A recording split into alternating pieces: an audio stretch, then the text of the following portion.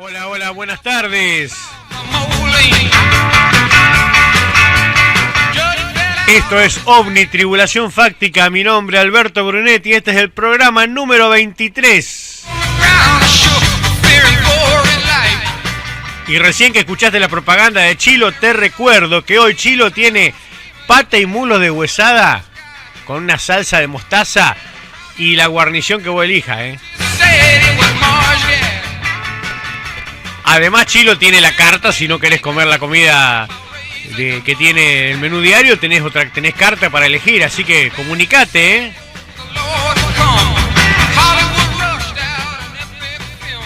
Bueno, hoy tenemos comunicación, ¿no es cierto? Hoy tenemos comunicación, como había anticipado, programa en vivo, otra vez con invitado. Esta vez me voy a comunicar con el investigador Carlos Ferguson, de la ciudad de La Plata, que he hablado muchas veces de él. Es la persona que creo que tiene el catálogo, el más grande catálogo de casos argentinos totalmente calificado, porque es el único catálogo calificado que hay en la República Argentina del tema OVNI, de toda la historia de lo que es la investigación OVNI argentina. Así que le vamos a dar la bienvenida. Buenas tardes, Carlos, ¿cómo estás? Hola Alberto, ¿me escuchás bien? Yo te escucho perfecto, ¿vos? Bueno, muy bien, un gusto estar en tu programa. Bueno, y OVNI Tribulación Fáctica, tenemos muchas cosas de que hablar. Siempre habíamos hecho algunos intercambios, pero no habíamos entrado a hablar en vivo, ¿no es cierto? Que es lo que quedaba pendiente. Exacto, sí. Bueno, por suerte, en este aniversario del tema, podemos hacerlo, ¿no? Claro, recordemos que esta semana tuvimos el 24 de junio, que es el aniversario de lo que es el fenómeno OVNI como lo conocemos ahora, de aquel 24 de junio de 1947, en el cual el piloto comercial Kenneth Arnold avista 9 objetos en formación sobre Monte Rainier en Estados Unidos, y eso es lo que nosotros los investigadores de OVNI tomamos como la fecha, digamos, el día del investigador y del fenómeno OVNI. Exactamente, sí. Eso dio pie a todo lo que es el estudio del fenómeno a nivel internacional, hace ya casi 80 años. Sí, bueno, y de paso te doy mi gran saludo como uno de los mejores analistas del tema OVNI que existen en el país, sin lugar a duda, y no porque estés en comunicación conmigo. No, bueno, te agradezco mucho. Mira, acá lo importante, lo que hablamos nosotros con vos, es el tema de la información, la recolección de la información y la clasificación, y eso un poco es la materia prima sobre la cual se puede trabajar. Exacto. Y ese es el punto de partida que hemos comenzado, en mi caso, hace ya 48 años.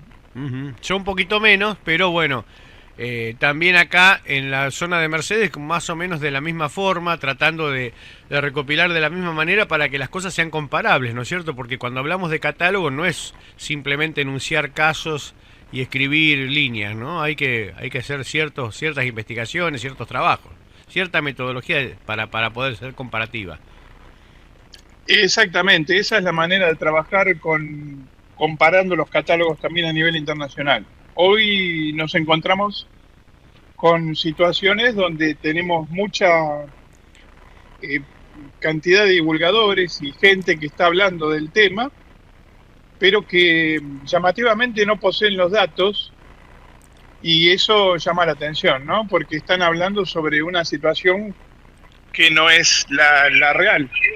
Exacto, hay muchos opinólogos en el tema y muchos teorizadores sin casuística, como bien lo has dicho vos varias veces, ¿no? Sí. Todo esto marca un poco lo que es la historia del fenómeno en todos estos años, donde tuvimos muchos vaivenes, tuvimos ocultamiento, desidia, desinterés, tanto de los entes oficiales como en general parte la ciencia, mucha parte de la ciencia, y también algunos medios de prensa que se encargaban del tema, pero a veces para tomarlo risueñamente. Ujú. y una camada de investigadores a nivel internacional que encaró muy bien, yo creo, dentro de las limitaciones, todo lo que fue la investigación en la década del 50, 60, 70, y ahora está decreciendo. O sea, hoy nos encontramos con una cantidad de investigadores muy decreciente, y bueno, todo eso hace que los divulgadores aparezcan tratando de ser o de imitar a periodismo,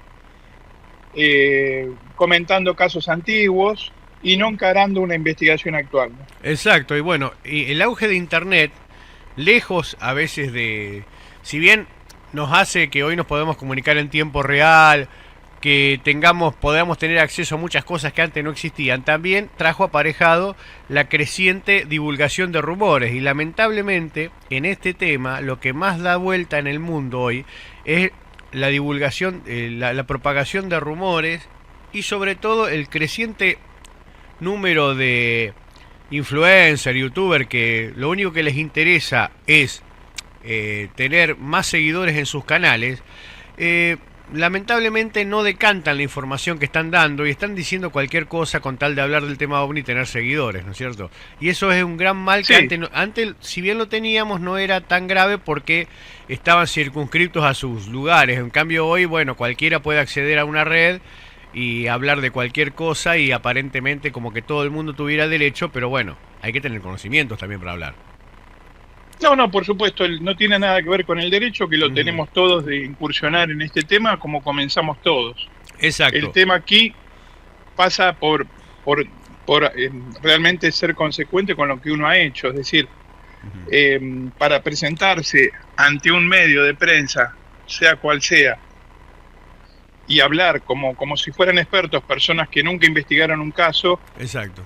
o que lo único que hacen es hacer narrativas históricas Ujú. y a veces totalmente tergiversadas, la verdad que llama la atención. Yo creo que esto ya lo había advertido el doctor Jacques Vallée, que es el máximo investigador a mi criterio a nivel mundial. Coincido.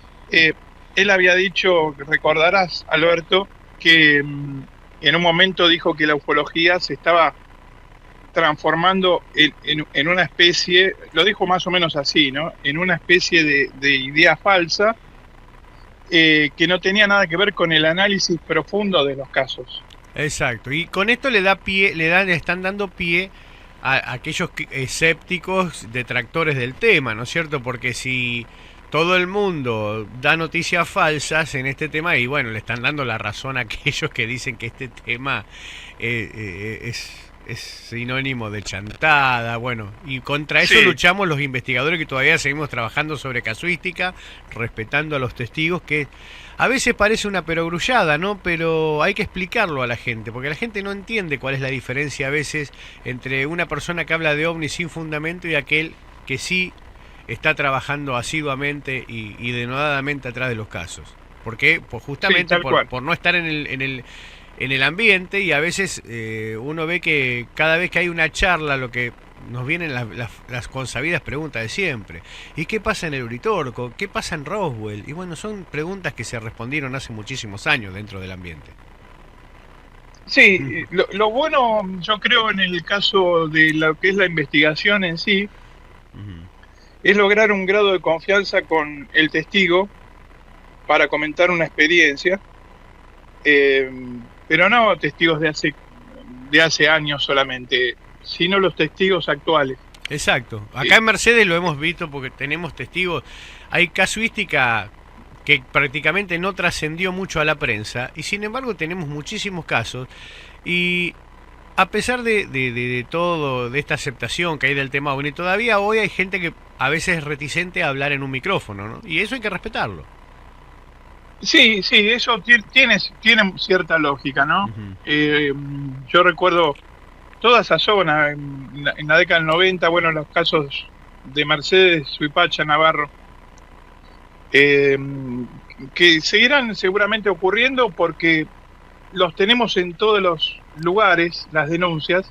Ujú. El problema es que a veces yo tengo, por ejemplo, ahora una investigación de 4 eventos donde ninguna de las 4 personas desea dar a conocer ni su identidad ni el lugar donde ocurren las cosas, porque después caen inescrupulosos allí a hacer desastres, ¿no? Ya le ha pasado a gente en La Pampa, con algunos casos en La Pampa, lo hemos visto. Recientemente, que justamente yo estaba hablando del caso de estos últimos tiempos, que hay alguien que habló de ovnis caídos cuando en realidad el testigo no dice absolutamente nada de eso, por ejemplo. Bueno, eso es un ejemplo lamentable de cómo se quiere manejar la información y encasillarla en titulares. Exacto. Cayó un ovni, el testigo nunca vio eso, lo que vio es un objeto suspendido a cierta altura y después alejarse, pero como 10 veces la persona que entrevista dice, pero seguramente cayó, y bueno, ahí tenemos lo que sería un desastre sensacionalista dentro de lo que es la ufología, ¿no? Claro, estamos hablando... lo que antes eran los titulares de los diarios, hoy son los graph de los noticieros y de los streaming. Hacen un graph como una aseveración de cosas que realmente están sacadas totalmente de contexto de las conversaciones también. Claro, porque es una competencia para ver quién da el título más sensacionalista, más impactante y querer tener la primicia. Y por eso también tenés una cantidad de teorías y de hipótesis que lanzan constantemente montones de personas, curiosamente, como yo decía al principio, sin tener la materia prima. Es como estar hablando de una porción de casos muy pequeña y no analizar el concepto global del fenómeno. Por eso el desvelo, por lo menos particular, ha sido tener el mayor archivo de casos en lo que es la Argentina en todos estos años, ¿no? Perfecto, perfecto. Estamos haciendo una entrevista en vivo al investigador Carlos Ferguson por el 23 24 55 65 55. Si vos me dejás el mensaje en este teléfono de audio como hacemos siempre, seguramente al final del programa lo vamos a poder reproducir. Ahora en este momento no, porque estamos justamente en comunicación en vivo, así que queremos avisarle a la audiencia que están por ahí acostumbrados a esa interacción permanente, ¿no? Pero bueno, le quiero traer porque Carlos Ferguson, como le decía, aparte nos conocemos hace prácticamente, ¿cuánto? 40 años, Carlos, ¿no? Sí, 40 años, sí. Empezamos con digamos, un conocimiento fortuito y bueno, terminamos transitando prácticamente desde los 90 hasta acá toda la ufología argentina. Sí, recuerdo allí en Mercedes, en un viaje que yo pude hacer en una entrevista radial también, ¿no? Exacto, que yo fortuitamente me acerqué porque escuché que había alguien hablando del tema y desde ese entonces seguimos caminando, batallando en estos caminos, ¿no es cierto? Allá por el año 88. Sí, dimos la charla, ¿en dónde fue? En la biblioteca, ¿no? En la Biblioteca Sarmiento, cuando era una época que eran claustros que no estaban abiertos para estos temas. Costó muchísimo que se pudiera dar charlas ahí y bueno, por suerte se dieron más de una charla sobre ovnis en la Biblioteca Sarmiento, que agradezco a la memoria de Pedro Pasquinel y a la gente que en esa época estaba en la comisión directiva, como Ana San Paul de Herrero y Hilda Rodríguez de Valle, que apostaron a que esto era posible hacerse, a pesar de que era un tema bastante combatido en ese entonces en ciertos claustros. Claro, bueno, esos son reconocimientos importantes a personas que quizás no estaban en el tema, pero tuvieron también la valentía de ofrecer su espacio para charlar y hablar de todo esto. Claro, y romper muchos tabúes que había en la sociedad respecto a estos temas, porque la verdad, en un claustro como la biblioteca no era una cosa habitual que un tema de estos se diera algo sobre esto. Y bueno, por suerte el público acompañó más de la cuenta y al ver la cara que se ofrecía de este tema, bueno, por supuesto ya no se cerraron nunca más las puertas en ese lugar para esto, ¿no? Sí, después dimos otra más recientemente, ¿no? Por supuesto, sí, hubo más de una, por eso hubo más de una. Sí, con mucha afluencia de público en aquel entonces, estamos hablando de la década del 90. Después, bueno, ya no, por una serie de cuestiones no se hicieron más charlas, pero bueno, claro. Eso fue realmente pionero, porque toda la actividad que se hizo ahí de ovnis en la biblioteca fue la primera vez que se hacía en este ámbito. Después hubo otros lugares también que también abrieron las puertas, pero fueron muchos años después. Sí, yo me acuerdo que fue en noviembre del año 2013. Claro. Dimos allí también una conferencia en el Consejo Centro Profesional de Ciencias Económicas, ¿no? Exacto, que también fue la primera vez que se da una charla de ovnis en ese lugar. Bueno, son pequeños... Que agradezco a Daniel Lapenta y a las autoridades de aquel entonces que fueron muy abiertas para que esto fuera posible, ¿no? Exactamente, ahí en calle 26. Exacto, en el hermoso edificio de Mercedes, enfrente a la Plaza San Martín. Qué lindo lugar que es para dar una charla eso. Si alguno no sabe, vaya, pregunte y van a ver qué lindo lugar que es, qué buenas instalaciones que tiene y qué amabilidad que tiene la gente del Consejo Profesional de Ciencias Económicas. Bueno, ojalá podamos repetir en algún momento y poder ofrecer otra charla allí. ¿Por qué no? Así que, y bueno, estamos así con este transitar, hablando hoy justamente, celebrando los 78 años de OVNIS. ¿Y por qué nosotros celebramos el 24 de junio? Porque van a ver seguramente en unos días que en las redes sociales van a aparecer el 2 de julio como el Día del OVNI, que es un falso Día del OVNI, decimos nosotros. Es una iniciativa que partió de Centroamérica en una oportunidad, queriendo celebrar el Día del Fenómeno OVNI, el día del aniversario del caso Roswell, cosa que nadie de la comunidad ufológica que sea serio toma ese día como Día del OVNI, ¿no? Por supuesto, siempre estamos atentos al 24 de junio del 47, que fue donde el fenómeno OVNI salta a la opinión pública, porque si bien había casos anteriores, la crónica que se hizo del caso de Kenneth Arnold, cuando se lo denominó por un error de comprensión del que redactaba el artículo, como platos voladores por primera vez, y ahí salió la opinión pública y ganó en pocos días, en una época en que solamente las cosas eran en papel y contados medios de comunicación. Fíjense, en 1947 apenas había terminado la Segunda Guerra Mundial. Ahí ganó todo el mundo la noticia del avistaje de Kenneth Arnold. Tal cual, y además, si es por casos anteriores, se pierde infinitamente en el tiempo la posibilidad seguramente de que hubo muchísimos casos muchos años atrás, como ya lo reseña también investigadores, como ya he señalado, como Vallée.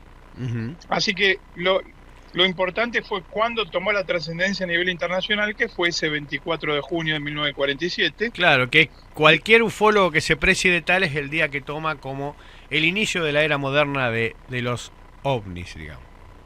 Exacto, y a partir de eso, del caso de pilotos, que es uno de los... Bueno, mi primer libro de los 7 libros que he publicado se refiere a los casos de pilotos.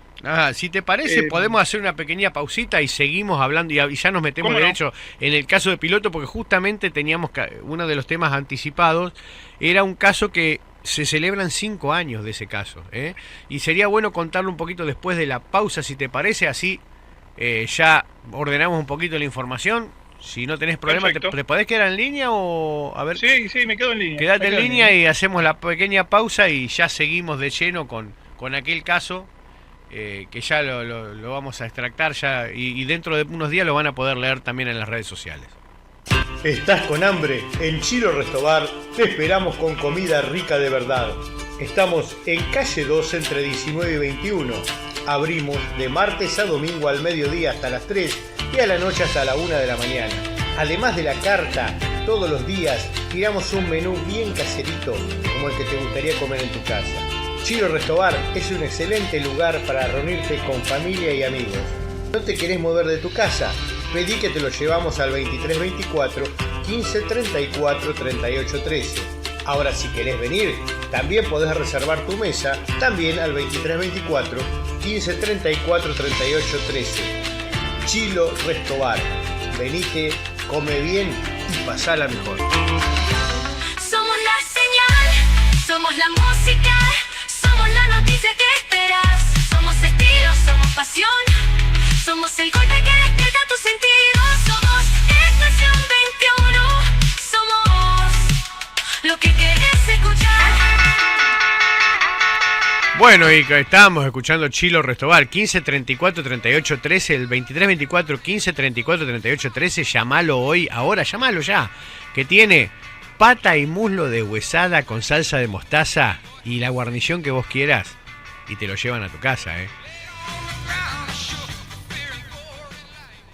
Bueno, y acá continuamos con el investigador Carlos Ferguson. Y antes del corte habíamos hablado de un caso que ya habíamos anticipado, que ocurrió justamente el 30 de junio del año 2020, en plena pandemia, en cercanías del aeropuerto de Neuquén. Y tuve la enorme suerte de investigarlo junto a dos personalidades, a Carlos Ferguson, que nos está hablando en este momento, y a el licenciado Ángel Díaz, de la ciudad de Río Ceballos, Córdoba. En plena pandemia encaramos la investigación de este caso, que nos llevó prima facie para hacer el informe más de un mes hasta que lo publicamos, y hasta el día de hoy ese informe no pudo ser rebatido por nadie. Así que, ¿te parece que me comentes un poquito del caso, Carlos?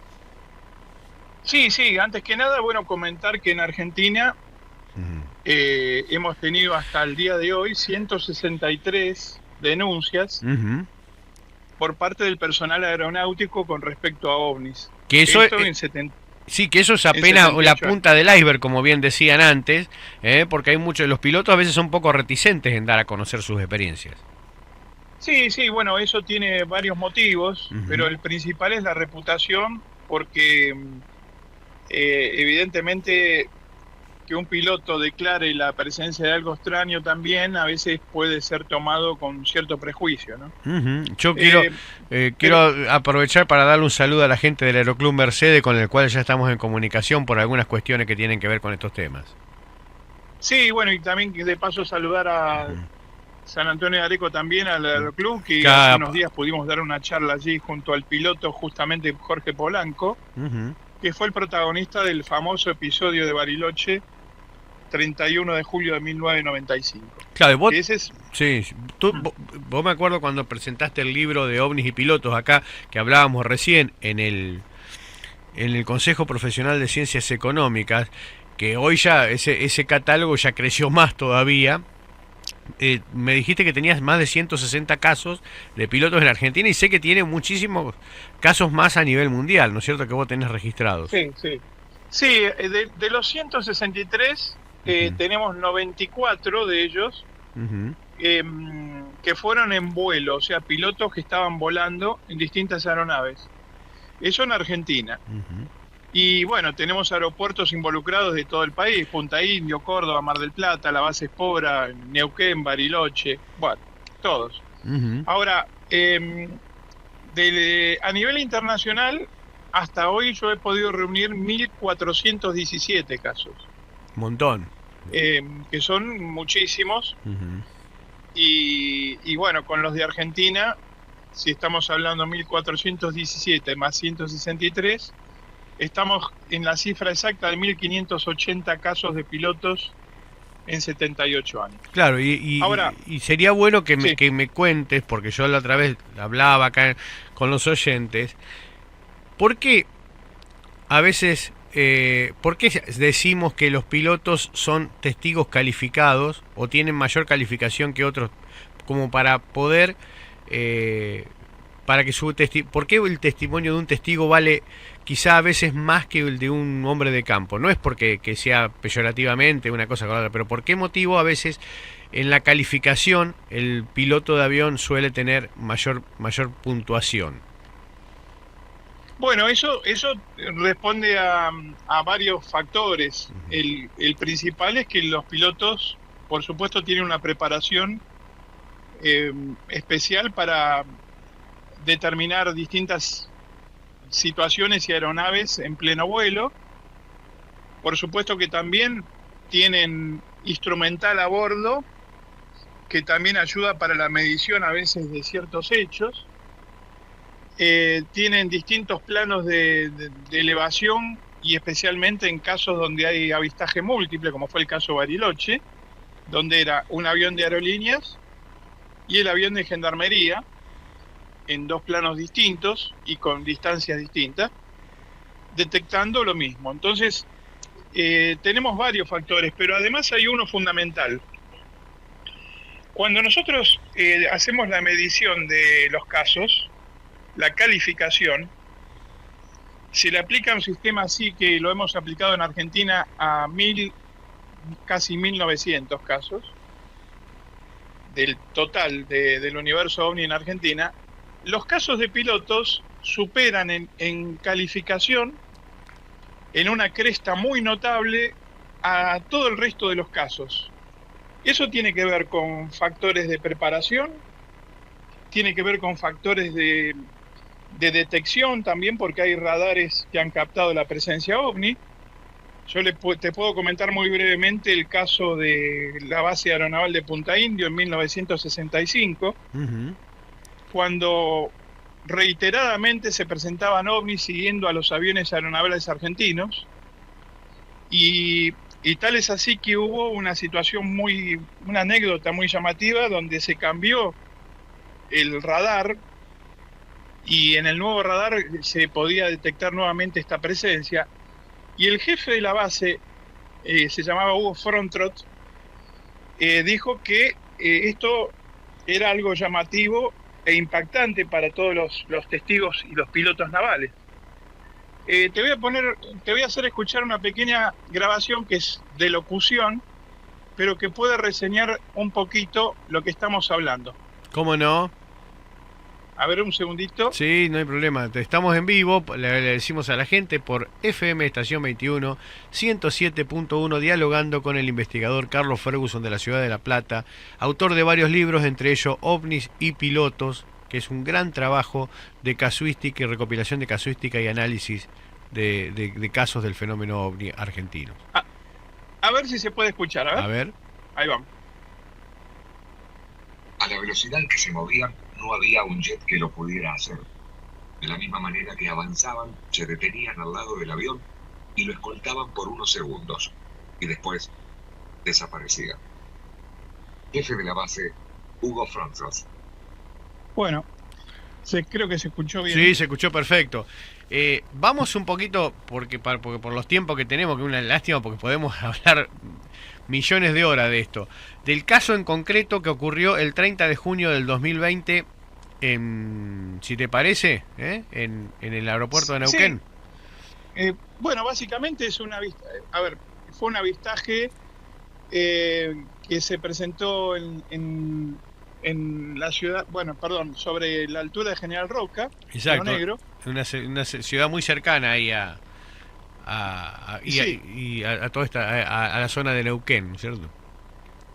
Bueno, y a poco de despegar los pilotos, ya eran las 19 horas del 30 de junio del 2020, Sergio Fernández, de 47 años de edad por entonces y instructor de vuelo con muchas horas de vuelo, junto a Federico Franque, 47 años también, piloto y jefe del Aeropuerto Internacional de Neuquén, hacían una práctica denominada vuelo de readaptación, y ahí pudieron ver un cuerpo luminoso que estaba estático al sur de General Roca, y que durante 45 minutos estuvo allí hasta que después desapareció. Es un avistaje quizás no tan impactante, por supuesto, como fue el caso Bariloche, pero por dos personas experimentadas que a partir de entonces también se encontraron en una situación de que el caso se conoció por vía periodística, y allí pudimos tomar contacto a las pocas horas, dándoles el grado de confianza para que pudieran comentar ampliamente todos los detalles del evento. El OVNI se veía como un punto luminoso a la distancia, no había mayores detalles estructurales como reitero fue el caso Bariloche, donde Polanco tuvo al OVNI a 40 metros del ala derecha del avión. Pero de todas maneras, este evento muestra a las claras varias cosas. Primero, una presencia extraña en el sur, coincidiendo con una cantidad de casos importante al sur de Chile también. Claro, y aparte recordemos que estábamos en plena pandemia, los vuelos estaban totalmente limitados, no era que había muchas aeronaves dando vuelta por el cielo, las que había estaban perfectamente identificadas. Exactamente. Y lo importante aquí es que ellos se comunican con la torre de control, y bueno, estamos hablando un piloto jefe instructor, un responsable del aeropuerto y un operador de la torre de control con 8 años de experiencia, que también fue partícipe de este episodio. Ujú. Y bueno, a partir de ahí estamos hablando de que un evento de estas características en cielos argentinos, lamentablemente dentro de lo que es una comisión oficial no fue investigado hasta el día de hoy, No, por y por supuesto. eso encaramos la investigación nosotros. Quiero destacar que es muy extensa esta investigación y todos los oyentes la van a poder leer como vos dijiste. Eh, Nosotros establecimos un grado de confianza con el piloto Federico Franque, que yo creo que es importante también. Si querés, yo tengo una pequeña grabación Sí, que sí. nos mandó en ese momento, Sí. cuando vos dispongas. Sí, ya pasala si querés, no hay problema, no hay problema. Bueno, Son breves, pero para que se note qué grado de confianza tuvimos con los testigos para poder relatar el semejante informe y a distancia como lo hicimos, ¿no es cierto? exacto, ahí va la grabación. Mis palabras en tu informe, si me permitís, van a ser: quiero agradecer a Carlos Ferguson, el hombre que me dio confianza para hablar de lo que vi. No, tal vez no me hubiese animado a contar. Bueno, esto, y que yo por supuesto agradezco muchísimo, pero en realidad nosotros siempre priorizamos el trabajo colectivo. Él me nombra a mí porque justamente yo me comuniqué en ese momento y le dimos un grado de confianza, porque se acercó mucha gente. Vos lo sabés, Alberto, que Exacto. se acercaron muchas personas. Que ahí vimos lo negativo que es también cómo actúan algunos personajes a raíz de justamente de este caso, porque no solamente nos encontramos con lo difícil que era investigarlo a distancia porque estábamos en pandemia, pero también nos dimos cuenta de la gente que estaba metiéndose en el medio para dinamitar de alguna manera la confianza del testigo, solamente para obtener primicias y nada más. Bueno, ese es un detalle muy importante porque, claro, en cierta manera estas personas captaron eso y por eso también nos eligieron para hacer el informe. Hasta el punto que logramos armar un grupo de WhatsApp, los investigadores con los testigos, para trabajar el caso prácticamente minuto a minuto. Sí, a diario eran horas, Ujú, porque además estábamos trabajando Ángel Díaz en Río Ceballos, ujú. vos allí en Mercedes y yo aquí en La Plata, con lo cual casi todos los días estábamos hablando con los pilotos y elaborando un informe que yo creo que fue ejemplar, y que bueno, estas personas que no pudieron llegar, porque hay gente que cree que nosotros somos los dueños de los casos, Ujú. erróneamente. Exacto. Estas personas quizás no lograron el grado de confianza, pero como no pudieron hacerlo y los pilotos priorizaron la información con nosotros, buscando evitar el sensacionalismo de algunos medios también, bueno, se ensañaron e intentaron, bueno, ridículamente intentar decir que todo había sido producto de una confusión con Júpiter y demás, lo Ujú. cual fue desestimado de plano inmediatamente, ¿no? Exacto. Como también le pasó a Polanco en Bariloche cuando hablaron primero hablaban de una confusión de la Luna y Marte, después hablaron de una máquina pisanieves Ujú. y después terminaron en una absurda hipótesis de un reflector de un boliche, ¿no? Claro, Siempre se intenta defenestrar, ¿no? con este caso fueron tan desprolijos que hablaban de que Júpiter estaba en cierta posición, que podía ser cuando ni siquiera vieron la parte meteorológica, que el cielo estaba totalmente nublado, era imposible ver Júpiter o cualquier otro planeta, estrella, satélite, o sea, en ese día. Exacto, y los pilotos nos remitieron a las pocas horas Ujú. una foto del planeta Júpiter, Que fue el 2 días cielo después. despejado. Sí, 2 días después. Claro, para que se vea perfectamente que ellos sabían perfectamente identificar a Júpiter. Exacto. Pero todo esto lo estamos comentando porque justamente es uno de los últimos episodios realmente trabajados y de importancia, donde los testigos tomaron contacto con investigadores. Claro. Esto que nació el 24 de junio de 1947 con un caso de piloto.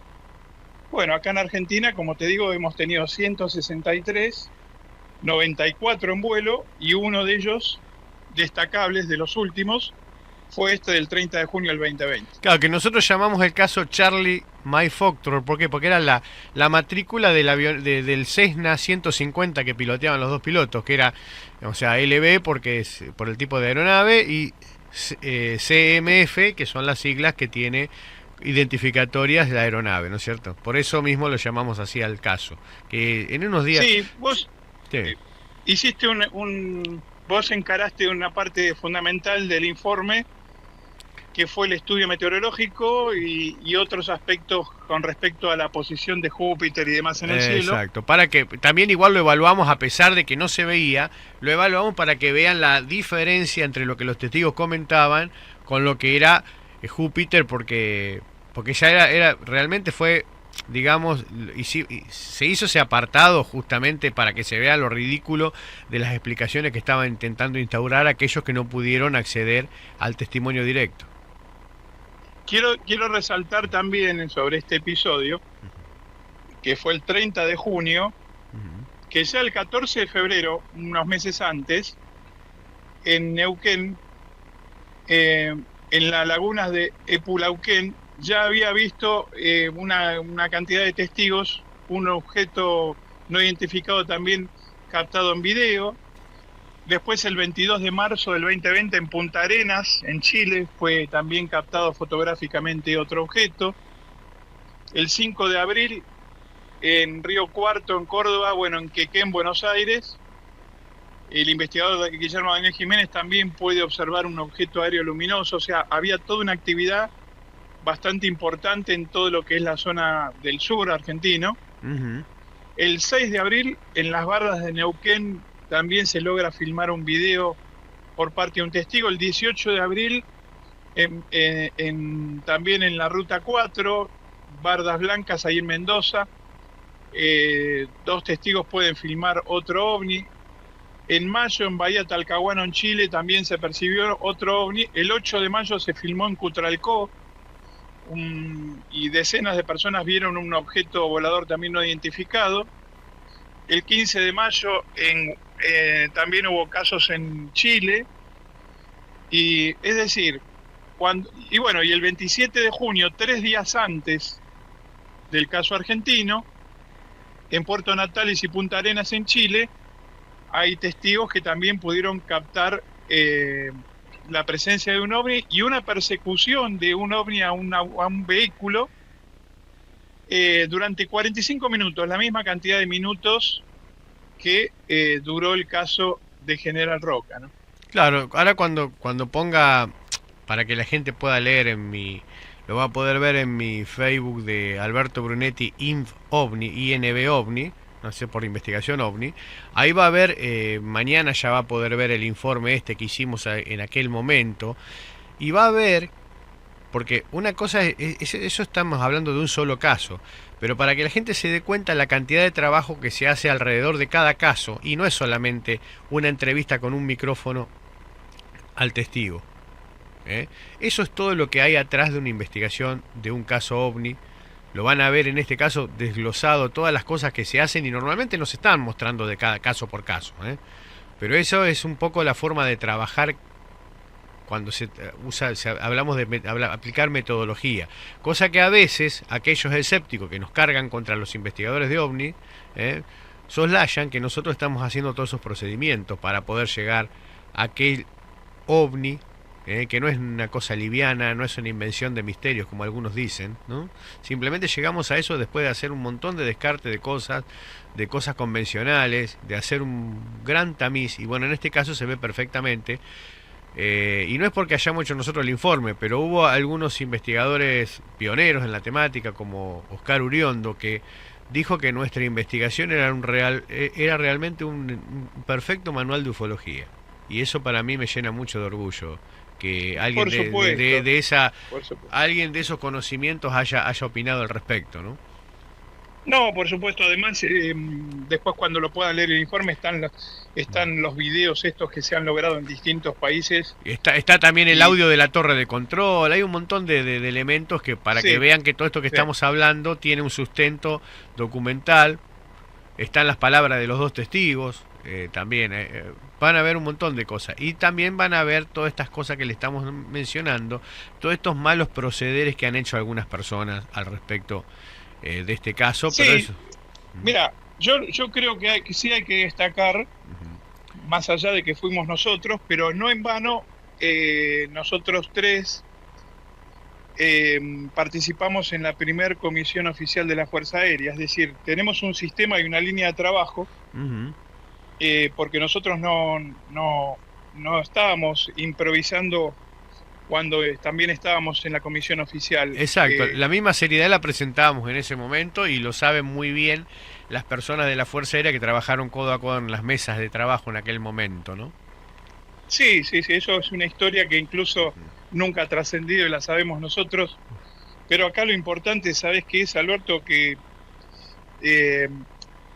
yo escuché hace pocos días, dentro de todas estas cosas que se dicen, ¿no?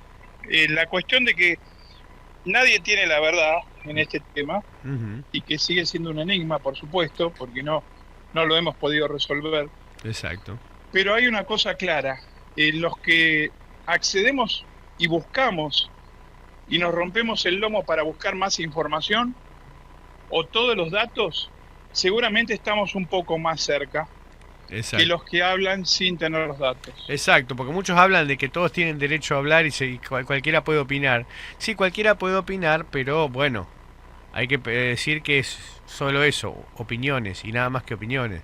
Investigar es otra cosa. Lo bueno aquí, como te digo, fue que logramos ese grado de confianza también, que yo creo que todo investigador realmente se siente con el orgullo que tenemos de haber podido llegar, y hoy en día nos pasa con otros testigos, estos que yo comenté que quizás no quieren trascender porque tienen experiencias a veces traumáticas o más importantes, y que uno pueda estar en contacto con ellos y alentarlos. Yo creo que es nuestro mayor orgullo y poder seguir en esta tarea, que es un tema apasionante para todos nosotros, ¿no? Claro, y o sea, yo rescato la confianza y rescato la buena disposición de Sergio Fernández y de Federico Franque para brindarnos su testimonio en todo este tiempo, y además ellos, no solo eso, estaban en plena pandemia y pidieron incluso autorizaciones para volar, para desde el aire darnos algún panorama de cosas de día, para que nosotros tengamos imágenes de día también del lugar y de los sucesos, y eso lo hicieron por supuesto con todos los pedidos, con todas las autorizaciones de la ANAC y todo, porque tampoco hay que rescatar que ese vuelo que estaban haciendo en plena pandemia estaba autorizado por el ANAC, no era un vuelo improvisado, era un vuelo de readaptación de Federico Franque, que si bien era piloto, por sus funciones al frente del aeropuerto de Neuquén, hacía mucho tiempo que no estaba volando tanto, entonces necesitaba hacer esos periodos de readaptación para no perder el expertise, ¿no? Tal cual, y quiero destacar también un episodio, que esto también nos tiene que servir sobre lo que es la ética en la investigación. El operador de la torre de control nos pidió totalmente anonimato. Exacto. En su momento, y nosotros en el informe pusimos que esto estaba pedido expresamente. Bueno, gente inescrupulosa, creyendo que con esto da a conocer verdades ocultas, lo que hizo fue moverse buscando en los archivos de las grabaciones de la torre de control, y dieron a conocer el nombre de esta persona, que era la que no quería dar a conocer su identidad. Exacto, y dieron a conocer el nombre... Sí. Todo con un afán de primicia, que lo único que hace es absolutamente nada, y perjudicar a la persona que está ahí, ¿no?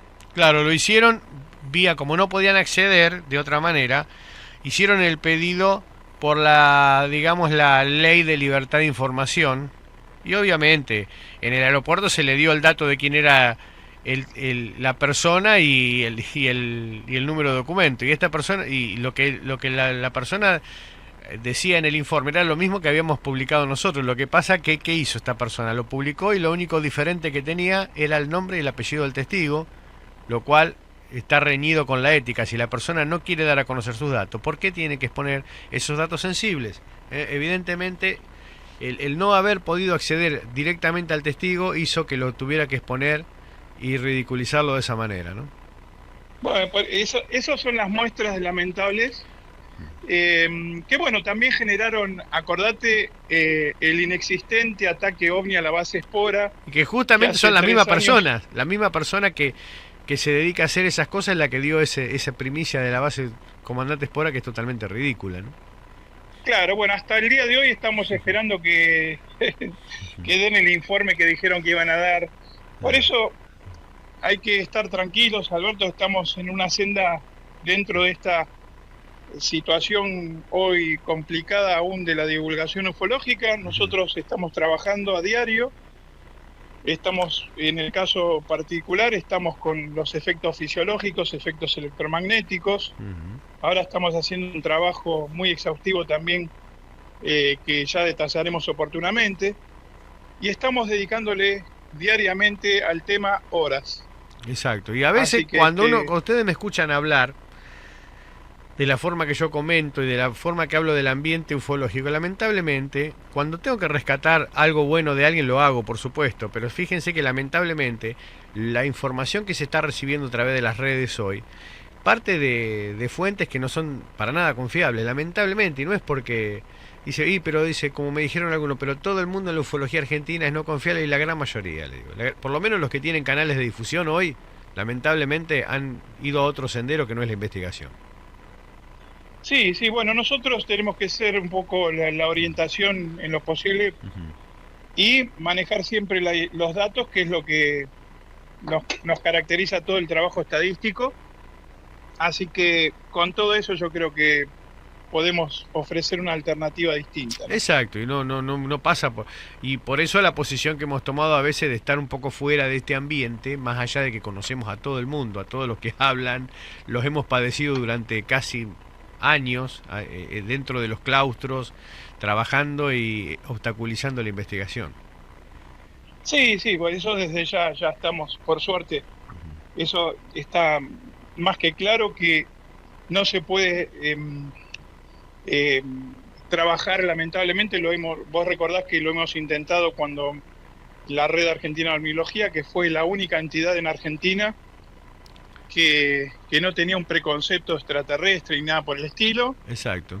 Era una red nacional con más de 48 agrupaciones y bueno, intentamos durante años un trabajo colectivo. No se pudo, pero bueno, nosotros hicimos nuestro camino y hoy estamos trabajando individualmente o así en equipo, como hicimos con este caso del 30 de junio del 2020, ¿no? Claro, somos pocos por ahí, pero ya sabemos cuál es el norte, ¿no es cierto? Eso es lo importante. No, por supuesto, y hemos tenido la senda que nos dejaron grandes investigadores a nivel nacional e internacional, que yo creo que es lo que hay que, con las cuales uno está en contacto. Recordemos que estamos en contacto a través del proyecto OVNI Cruz del Sur con gente de renombre como Jacques Vallée, como la gente de Gesdalen en Noruega, bueno, distintas... Bueno, la semana pasada lo tuvimos en el micrófono a Ariel Sánchez Ríos de la CRIDOVNI también, que está relacionada con el... Por supuesto. O sea que tenemos... hay un montón de proyectos que están dando vuelta, pero son proyectos que requieren tiempo, que llevan su metodología y por ende están sujetos a eso. No son proyectos para brindar primicias todos los días, ¿no es cierto? Exactamente, sí. Son proyectos que en la medida que vayan dando sus frutos se irán dando a conocer, como cualquier proyecto de investigación.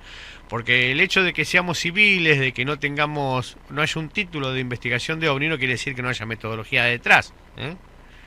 No, aparte uno se va perfeccionando constantemente. Yo hice hace poco tiempo todo un curso de teledetección satelital, nanosatélites. Es decir, uno tiene que irse perfeccionando de acuerdo a la tecnología también que tenemos hoy, por las posibles confusiones que puede haber con el fenómeno. Exacto. Y hay que seguirse preparando y documentando con información de gran calidad, tanto nacional como la que hay internacionalmente, ¿no? Y por supuesto no divorciarse de la tecnología, que tenemos hoy por suerte muchas herramientas tecnológicas que antes en los 80 no las teníamos. Ojalá hubiéramos tenido esas herramientas en la mejor época en los 90, sobre todo, que fue una de las mejores épocas de investigación OVNI del país. Sí, eso es cierto. Hoy hay más elementos, por eso a veces el que nos puede escuchar puede ver que como que no es una queja, pero es una molestia, porque decimos, ¿cómo puede ser que hoy personas que podrían investigar con mucho más elementos, lo que quieren solamente es hablar ante un micrófono? Bueno, entonces la investigación se pierde así, con todos los elementos que hoy hay, sería mucho más fácil de lo que hacíamos nosotros. No nos olvidemos que nosotros teníamos que ir a ver un testigo de repente 100, 200 y a veces más kilómetros. Hemos llegado a más de 1000 a veces, sí. Sin saber si nos podían atender, sin apoyo de ningún tipo, con nuestros limitados esfuerzos, incluso personales y económicos a veces, en un tema que siempre fue para nosotros un hobby. O sea, nosotros no estamos viviendo de esta cuestión. Che, Carlos, vos sabés que, mirá, viste la musiquita que está sonando. Lamentablemente se nos está yendo el tiempo y es increíble, porque podríamos estar hablando horas enteras de este tema, pero vamos a tener que darle un cierre por lo menos al programa de hoy, y ya vamos a quedar pendientes, porque seguramente vamos a tener más participaciones así, de charlas así. ¿Cómo no? Porque por ahora más de una hora no tengo, ¿viste? Así que vamos a ver si... ¿Qué te parece si vamos... no sé si querés tener algunas palabras para despedir o algo y ya... No, bueno, yo agradecerte por este espacio, que sigas adelante con esta difusión que es muy importante ahí en la zona. Un gran saludo a toda la gente ahí de la zona. Bueno, tengo mi hija y mis nietos viviendo en Suipacha, así que conozco muy bien toda esta zona y muy agradecidos a todos los oyentes que nos están escuchando allí y también en otros lados, ¿no? Bueno, un agradecimiento a vos, Carlos, y bueno... también agradecimiento a todos los oyentes, los cuales no le hemos podido por ahí pasar los mensajes, porque sé que han entrado unos cuantos mensajes durante el trasfondo de esta entrevista. Y agradezco también como le dije en su momento, a la gente, a los anunciantes, a Chilo Restobar, que se puso las pilas y dice: yo voy a apoyar este programa, a ver si algún otro también lo logra.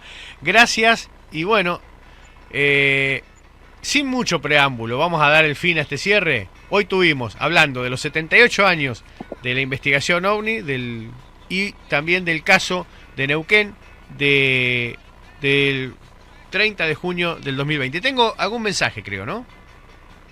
Saludo, Carlos, un abrazo grande, y ya nos vamos a estar volviendo a encontrar por estos micrófonos y seguramente también investigando. Un gran abrazo, Alberto, estamos en contacto. Bueno, así ha pasado este programa, que se fue rapidísimo. Hoy, programa número 23 de OVNI Tribulación Fáctica. Mi nombre es Alberto Brunetti y los espero el próximo jueves a las 13 horas por estos micrófonos. Gracias.